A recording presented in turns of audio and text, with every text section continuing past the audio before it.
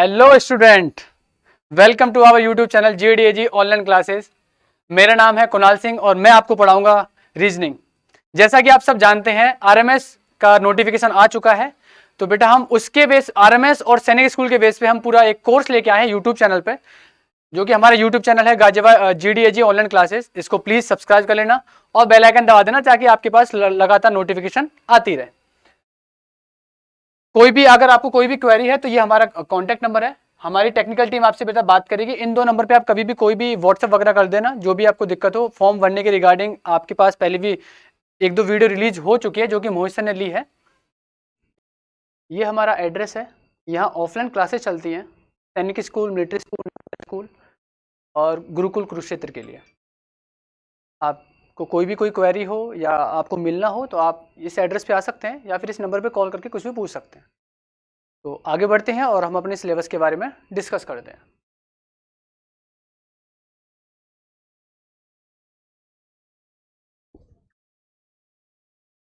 ये हमारा रीजनिंग का सिलेबस रहेगा और ये बेटा वही टॉपिक है जो जिससे हर साल क्वेश्चन आते ही आते हैं। ये ऐसे टॉपिक हैं जिनसे हर साल क्वेश्चन आते ही आते हैं। फर्स्ट में हम आते हैं वर्बल रीजनिंग पे। वर्बल रीजनिंग के अंदर 7 से 8 टॉपिक हैं जो बहुत ही इंपॉर्टेंट है और 7 से 8 ही टॉपिक हैं नॉन वर्बल के अंदर, जो कि हमें 2 से ढाई मंथ के अंदर कवर अप भी करने हैं। और इसके अलावा मैथ का भी पार्ट रहेगा, जीके का भी रहेगा, इंग्लिश का भी रहेगा। तो इन सबको देखते हुए बेटा बिल्कुल हमने जो नोट्स बनाए हैं वो बहुत ही शॉर्ट्स और क्रिस्प हैं और वही है जो आपके एग्जाम के रिलेटेड पॉइंट ऑफ व्यू से बहुत ही इंपॉर्टेंट होने वाले हैं। फर्स्ट है हमारा कोडिंग डिकोडिंग, सेकंड है नंबर और लेटर सीरीज, थर्ड है एनालॉजी, फोर्थ है क्लासिफिकेशन जिसे हम ऑड वन आउट भी बोलते हैं, फिफ्थ है बेटा रैंकिंग टेस्ट, जिसमें आपको बोला जाएगा कि सपोज क्लास में 50 स्टूडेंट हैं, अगर किसी लड़के की रैंक टॉप रैंक 8th है तो बताइए उसकी बॉटम रैंक क्या होगी। इस तरीके के क्वेश्चन बनते हैं रैंकिंग के अंदर। फिर है ब्लड रिलेशन, जो कि आप जानते हैं blood relation day to day life में आप ऑब्जर्व भी करते हैं। फिर आता है मैथमेटिकल ऑपरेशन, जिसमें साइन चेंज कर दिए जाते हैं और पूछा जाता है कि अब इसका आंसर क्या होगा। फिर आता है डायरेक्शन सेंस, जिसमें कोई भी एग्जांपल दे दिया जाएगा कि फर्स्ट वो नॉर्थ में चलता है, फिर अपने राइट हैंड पे मुड़ जाता है, फिर 5 किलोमीटर चलता है। इस टाइप के क्वेश्चन आते हैं मेनली डायरेक्शन सेंस के अंदर। क्लॉक एंड कैलेंडर मेनली हर साल 1 से 2 क्वेश्चन जरूर आता ही आता है RMS के अंदर, और इसमें बेटा क्लॉक से भी आ जाता है और कैलेंडर से तो आता ही आता है। फिर लास्ट है हमारा सिटिंग अरेंजमेंट वर्बल के अंदर। अब आते हैं नॉन वर्बल। एक्चुअल में नॉन वर्बल कुछ नहीं है, इसी का पिक्चर फॉर्म है। जैसे एनालॉजी हम बेटा पढ़ते हैं इसमें नंबर के फॉर्म में या फिर वर्ड के फॉर्म में या फिर लेटर के फॉर्म में, वही नॉन वर्बल में क्या होता है, हम वही चीज सारी चीजें पढ़ेंगे पिक्चर के फॉर्म में। एनालॉजी किसके अंदर होगी, पिक्चर के अंदर, एक पिक्चोग्राफिक फॉर्म बन जाएगी। क्लासिफिकेशन हम देखेंगे फिगर के अंदर, कि फिगर के अंदर क्या डिफरेंट है उसको ऑड वन आउट निकालना, वही नॉन वर्बल के अंदर क्लासिफिकेशन हो जाएगा। फिर आता है same for series. Water image mirror image में कुछ नहीं है, कोई फिगर दे दिया जाएगा। वाटर इमेज में क्या होगा बेटा, अप का डाउन हो जाता है, डाउन का अप हो जाता है। मिरर इमेज में लेफ्ट राइट आपस में चेंज हो जाते हैं। मेनली ये चीज मिरर इमेज और वाटर इमेज के अंदर होती है। फिर आता है paper folding and cutting. Paper fold करके उसमें सपोज 4 होल कर दिए, तो जब आप पेपर को अनफोल्ड करोगे तो कितने होल्स हो जाएंगे, इस टाइप के क्वेश्चन आ जाएगा। या फिर कोई फिगर बना के पेपर को फोल्ड कर दिया, कोई फिगर बना दिया, जब वो पेपर अनफोल्ड होगा तो उसका फिगर कैसा बनेगा, उस टाइप के क्वेश्चन आएंगे आपके पेपर फोल्डिंग एंड कटिंग के अंदर। नेक्स्ट है बेटा फॉर्मेशन ऑफ फिगर।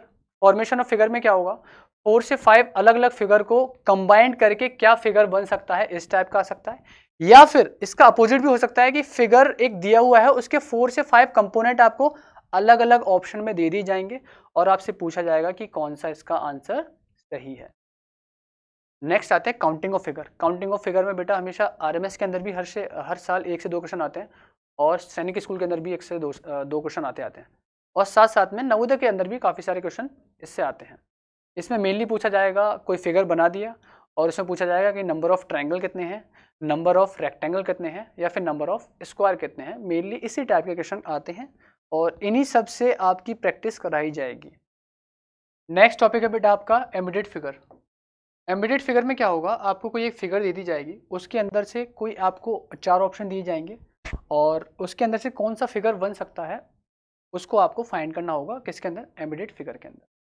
फिर आता है आपका नेक्स्ट है फिगर कंप्लीशन। फिगर कंप्लीशन में क्या होगा, सपोज आपको एक पूरा फिगर है, उसके 3/4 पार्ट दिए जाएंगे और एक पार्ट उसका क्या होगा, मिसिंग होगा, और वही आपको ऑप्शन से चूज करना होगा फिगर ऑफ कंप्लीशन के अंदर।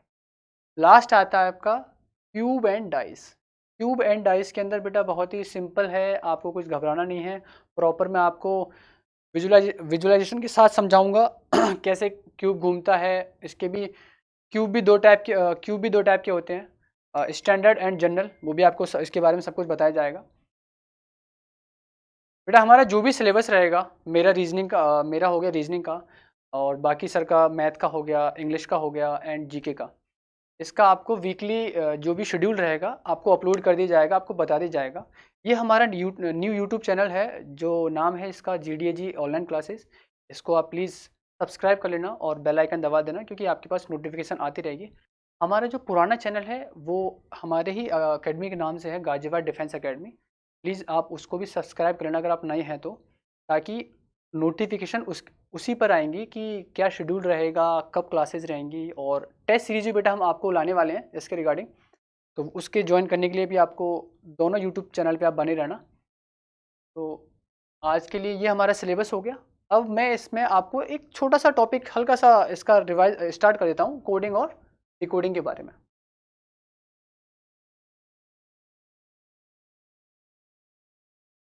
एक्चुअल बेटा कोडिंग डिकोडिंग होती क्या है,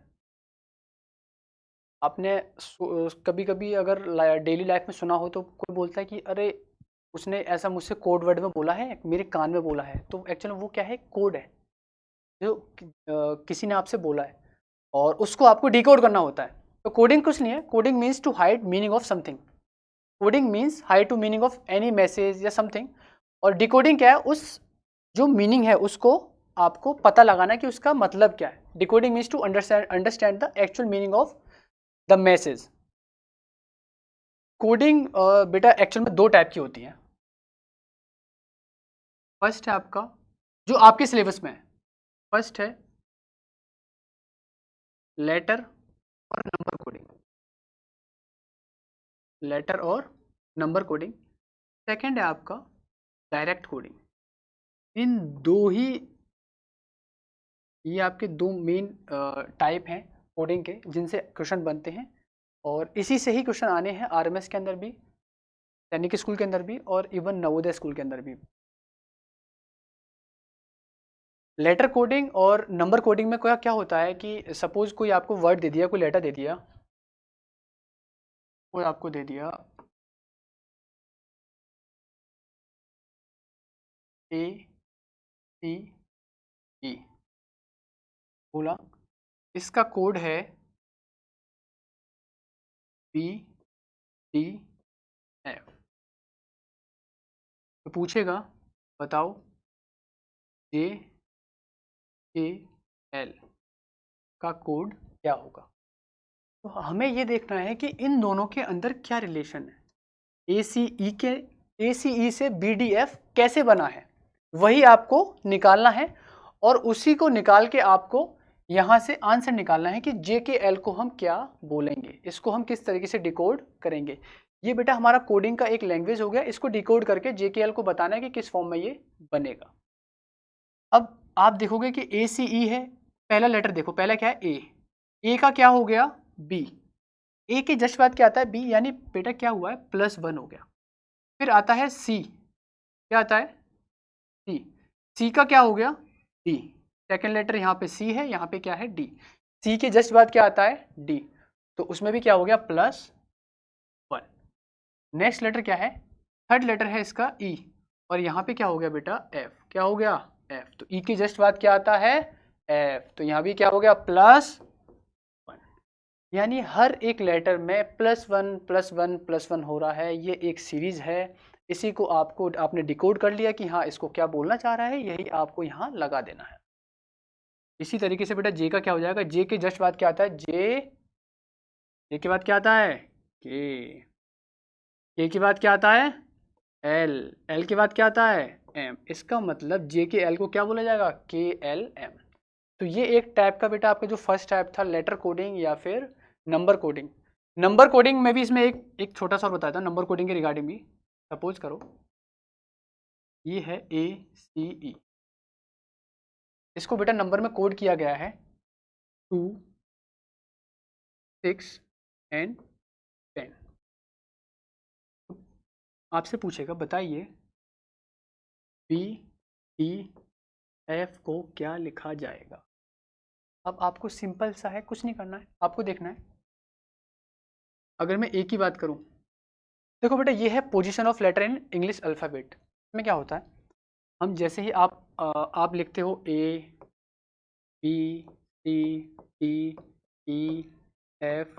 टोटल आप कितने तक लिखते हो Z तक, और टोटल इंग्लिश के अंदर कितने अल्फ़ाबेट होते हैं 26। कितने होते हैं 26। ये उनका क्या है फॉरवर्ड पोजीशन, मतलब A से B, B से C, C से D, तो ये क्या बेटा फॉरवर्ड पोजीशन। तो ये उनकी क्या है पोजीशनिंग है। A की क्या होती है 1, B की 2, C की 3, D की 4, E की 5। ऐसे ही हम सभी के लिए देख लेंगे। H के लिए 8, K के लिए 11, M के लिए 13, मेरा 13, फिर N के लिए 14, O के लिए 15, P के लिए 16, Q के लिए 17, ऐसे बेटा T के लिए 20, W के लिए 23, Y के लिए 25, Z के लिए 26। ये आपकी क्या है फॉरवर्ड पोजिशनिंग है अल्फ़ाबेट की, फॉरवर्ड पोजिशनिंग ऑफ अल्फ़ाबेट। अभी हमें केवल हम ये फॉरवर्ड पोजिशनिंग पढ़ते हैं और इसके बारे में फिर यहाँ से निकालते हैं। ए एक्चुअल में आता कितने नंबर पे है 1 पे। ए कितने पे आता है 1 पे, लेकिन यहाँ क्या लिखा हुआ है 2। अब आपको दिमाग लगाना है कि आता तो 1 नंबर पे, लेकिन इसको क्या लिखा गया है 2 लिखा गया है। क्या लिखा गया है 2। तो बेटा 1 का 2 हुआ है, इसका मतलब या तो +2 हुआ है या फिर +1 हुआ है, या तो +2 हुआ है या फिर +1 हुआ है। अब आप नेक्स्ट जो नंबर है उससे चेक करेंगे कि +1 हुआ है या फिर × 2 हुआ है। ये है सी कितने नंबर पे आता है, सी आता है बेटा आपका 3 नंबर पे। कितने नंबर पे 3 नंबर पे, ये 3 नंबर पे आता है। इसका क्या हो गया सेकंड नंबर, देखो यहाँ पे क्या है 6। अगर +1 होता तो यहाँ पे होना चाहिए था 4, लेकिन दे क्या रखा है 6। इसका मतलब +1 नहीं हुआ है, क्या हुआ है × 2। 3 × 2 कितना होता है 6। इसका मतलब बेटा जो उनकी पोजीशनिंग है फॉरवर्ड पोजीशनिंग है उनको वो डबल करके लिख रहा है, डबल करके लिख रहा है। ए का हो गया 2, सी का हो गया 6, ई आता 5 पे, 5 का डबल 10, 5 का डबल 10।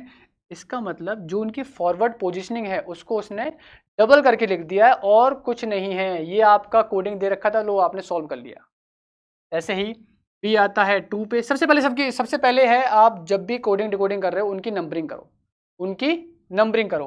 बी आता है बेटा 2 पे, डी आता है 4, एफ आता है 6।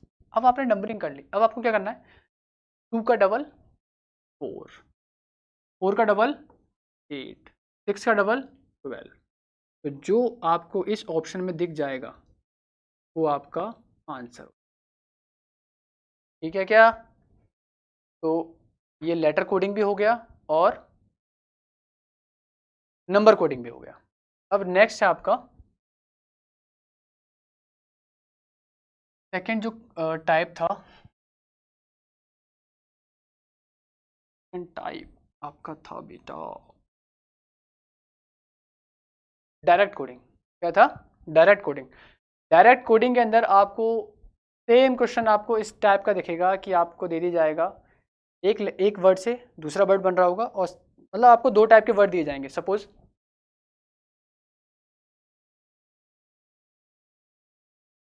इन सम, आपको मैं बेटा एक एग्जांपल कराऊंगा इसका। ऐसे थोड़ा सा कट कर देना यार, थोड़ा सा स्टॉप कर दे एक बार के लिए। नाउ बेटा हम नेक्स्ट आते हैं position of letters in English alphabet. ये आपके लेटर है,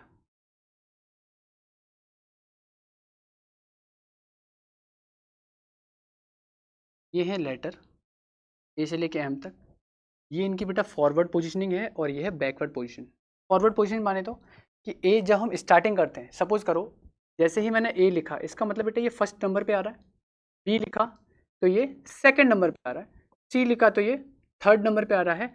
ऐसे ही मैं लिखता जाऊंगा तो जेड कितने पे आएगा, जेड आएगा 26 नंबर पे। ये इनकी क्या है, फॉरवर्ड पोजिशनिंग। अब जब मैं इसको अपोजिट लिखता हूँ, सपोज करो, इसका मतलब अभी तो मैंने फॉरवर्ड जैसे लिखे जाते हैं अल्फ़ाबेट, जैसे अल्फ़ाबेट लिखे जाते हैं ए से लेके जेड तक, अगर मैं इनको अपोजिट लिखता हूँ जेड से लेके ए तक, जेड से लेके ए तक, इसका मतलब मैंने स्टार्टिंग किया जेड से, जेड से जस्ट पहले कौन आता है, वाई। क्या आता है, Y.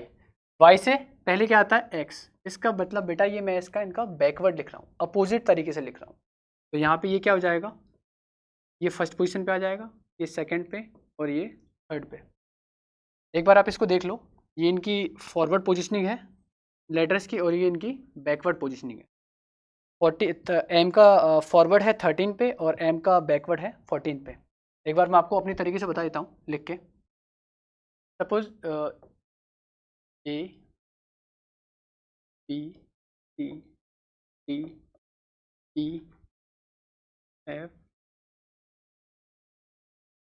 Ji H I J K L M. पहले हम यहाँ तक देखते हैं। जैसे ही बेटा मैंने ये लिखा, इसका मतलब ये किस पे आ रहा है, फर्स्ट नंबर पे। इसकी पोजीशन क्या है, सेकंड, इसकी थर्ड।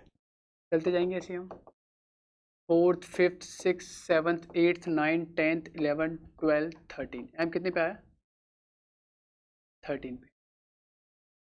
अब मैं जैसे ही इसके नीचे लिखता हूँ एन, एन कितने पे आएगा, 14th। N O P Q R S T U V W X Y and Z. ये 14th पे, 15th, 16th, 17, 18, 19, 20, 21, 22, 23, 24, 25 एंड 20। मैंने क्या किया है बेटा, जो जिसका अपोजिट है उसको उसके नीचे लिखा है। लाइक ए का अपोजिट जेड, बी का अपोजिट वाई, सी का अपोजिट 24, ई का अपोजिट एक्स, डी का अपोजिट डब्ल्यू, ई का अपोजिट 22। अब आप क्या देख रहे हो, ए आता है 1 नंबर पे, जेड आता है 26 नंबर पे। अगर मैं इसको अपोजिट लिखूंगा यानी तो ए किस पे आ जाएगा, 26 पे, और जेड कितने पे आ जाएगा। एक चीज़ और आपको हमेशा याद रखनी है इसमें, सम ऑफ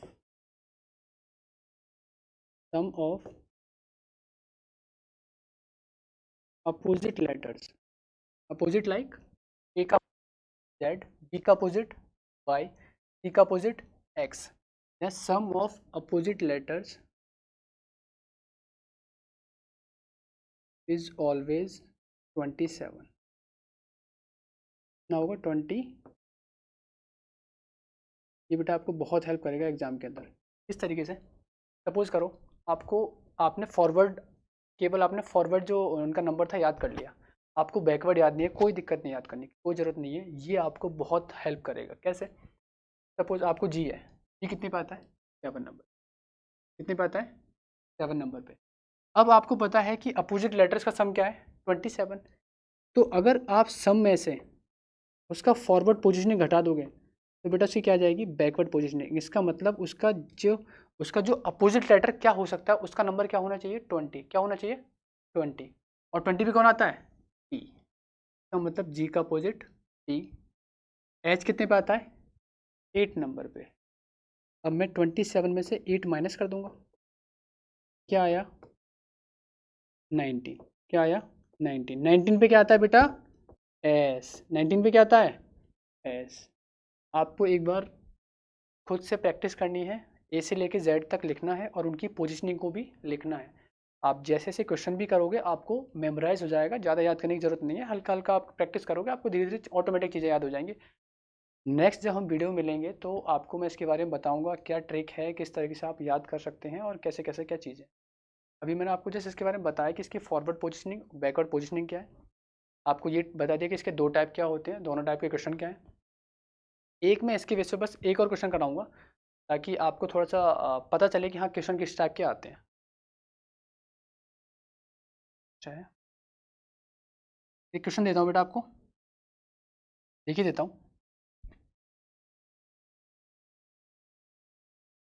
अब इसी के बेस पे बेटा मैं आपको एक क्वेश्चन लेके आया हूँ और वो आपको अभी करना है मेरे साथ साथ। मैं आपको इसको समझाऊंगा। इसको आप क्वेश्चन फर्स्ट है, आपको क्लियरली दिखाई दे रहा होगा।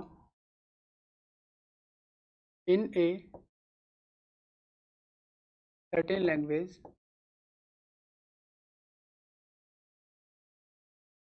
In a certain language sober SOBER sober is written as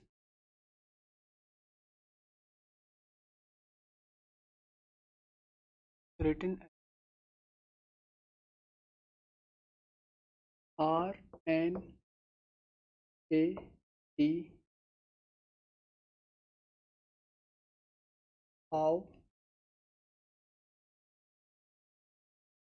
How lotus can be written. Lotus can be written in that code. इसी चला दो in code.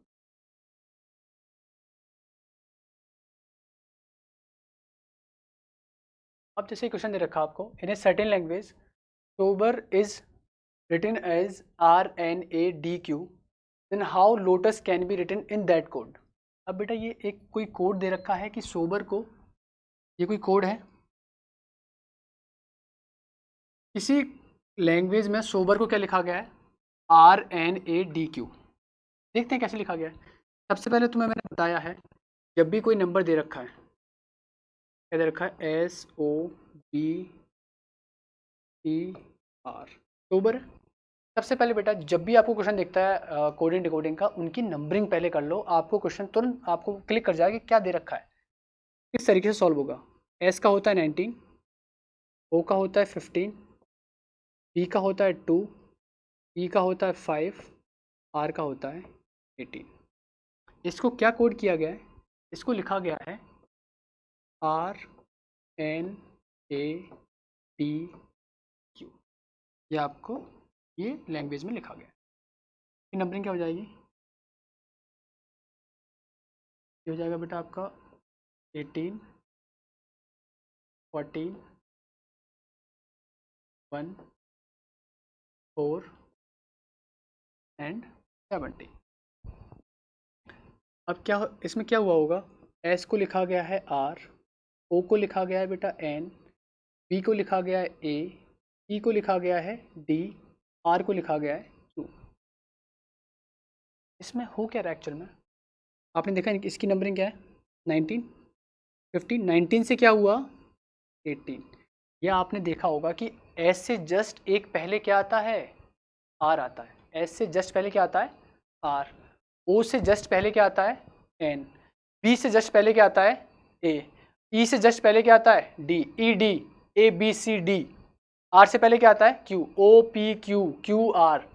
आर से पहले क्या आया, क्यू। इसका मतलब हो क्या रहा है, सभी में -1 -1 -1 -1। इससे बेटा -1 करोगे क्या आएगा, क्या आएगा 18, क्या आएगा 18। 15 -1 14, 2 -2 2 -1 क्या आएगा 1, 5 -1 4, 18 -1 17। देखा, यानी हर किसी में से क्या हो रहा है, -1 -1 -1 -1 -1 -1। तो आपको सेम इसी में करना है, किसके अंदर, लोटस के अंदर। लोटस को लिखो LOTUS। स्टार्टिंग में हमें अपनी स्पीड पर नहीं, एक्यूरेसी पे ध्यान देंगे, स्पीड भी लेके चलेंगे, लेकिन धीरे धीरे पहले हम सीखेंगे। एल को क्या लिखा जाएगा 12, 12। ओ को 15, ओ को लिखा जाएगा 15।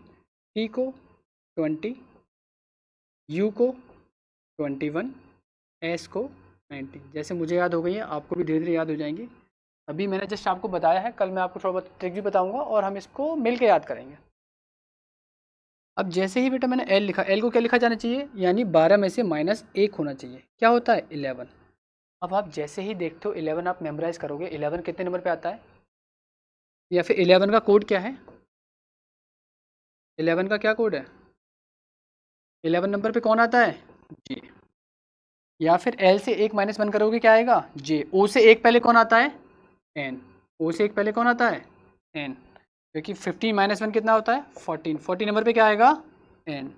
20 -1 क्या आता है, 20 -1 19। 19 पे कौन आता है बेटा, 19 पे आता है S। और T से 1 पहले कौन आता है, S। T से 1 पहले कौन आता है, S। U है 21 पे, -1 करोगे क्या आएगा, 20। क्या आएगा, 20। 20 पे कौन आता है, T। जस्ट अभी हमने देखा है T कितने पे आता है, 20 पे। S से 1 माइनस करोगे क्या आएगा, 18। और 18 पे कौन आता है, 18 पे आता है R। 18 पे क्या आता है बेटा, R। तो ये आपका आंसर हो जाएगा, ये आपका आंसर हो जाएगा कि अगर किसी लैंग्वेज के अंदर सोबर को RNADQ लिखा जाता है तो लोटस को JNSTR लिखा जाएगा। हम क्वेश्चन भी अच्छे लेवल के करेंगे। ये बेटा कभी मल्टीटास्किंग के अंदर आया हुआ है और RMS 2018 के पेपर में भी ये क्वेश्चन आया हुआ है। एक क्वेश्चन मैं आपको घर की प्रैक्टिस के लिए देता हूँ, प्लीज़ आप वो करके लाएंगे और मुझे कमेंट सेक्शन के अंदर बताएंगे कि उसका आंसर क्या होगा।